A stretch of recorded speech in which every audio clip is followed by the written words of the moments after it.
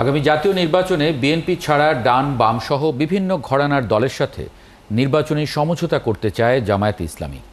দলটির একজন নায়েবে আমির বলেন, এ নিয়ে বিভিন্ন দলের সাথে তাদের বৈঠক হয়েছে। উদ্দেশ্য বিএনপি বিরোধী সব ভোট এক জায়গায় নিয়ে আসা। একজন বিশ্লেষক মনে করেন, আওয়ামী লীগ শূন্য রাজনীতির মাঠে এই উদ্যোগের প্রভাব পড়তে পারে। শাহিদুজ্জামান সাকিবের প্রতিবেদন। ভোটের আগেই বিচার সংস্কার সহ নানা দাবি থাকলেও ভেতরে ভেতরে নির্বাচনী প্রস্তুতি নিচ্ছে ইসলামী দলগুলো। ইতিমধ্যে ২৯০টি আসনে সম্ভাব্য প্রার্থী ঘোষণা করেছে জামায়াতে ইসলামী। নিজ নিজ আসনে সভা সমাবেশ সহ নানাভাবে গণসংযোগ করছেন প্রার্থীরা।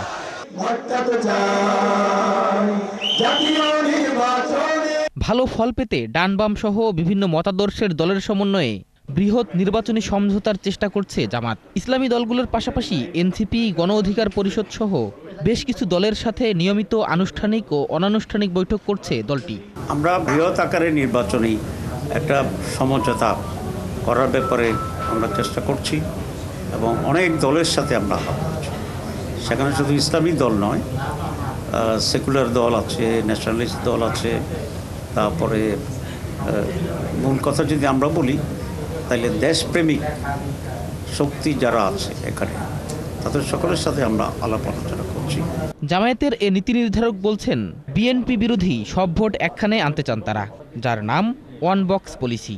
যেহেতু এখন বাংলাদেশের প্রধান দুইটি বিরোধী দল, সেখানে প্রধান দুইটি বিরোধী দলের ভিতরে একটা ঐক্য হয়ে গেলে তো ইলেকশনের এনভায়রনমেন্ট থাকে না। ওয়ান বক্স পলিসি যেটাকে আমরা বলছি, যে আমাদের যাদের সাথে আমাদের একটা নির্বাচনী আন্ডারস্ট্যান্ডিং হবে, সেখানে এক দলের একটা বাক্স থাকবে, বাকিটা সেখানে কোনো ক্যান্ডিডেট দেবে না।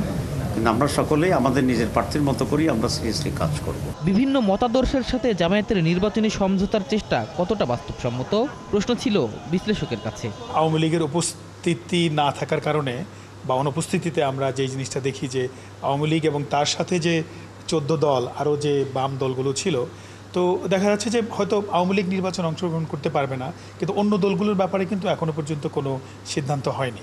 তো সেক্ষেত্রে দেখা যাচ্ছে যে বাম দলগুলোর সাথে যে কোনো অন্য দল বা বড় দল ঐক্য তৈরি করার চেষ্টা করতে পারে। তো জামাত সেই চেষ্টাটাই করছে।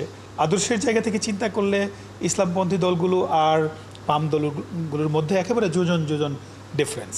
কিন্তু আমরা এটাও আবার জানি যে নির্বাচনে জয়ী হওয়ার জন্য বিভিন্ন রকমের স্ট্র্যাটেজি অবলম্বন করে।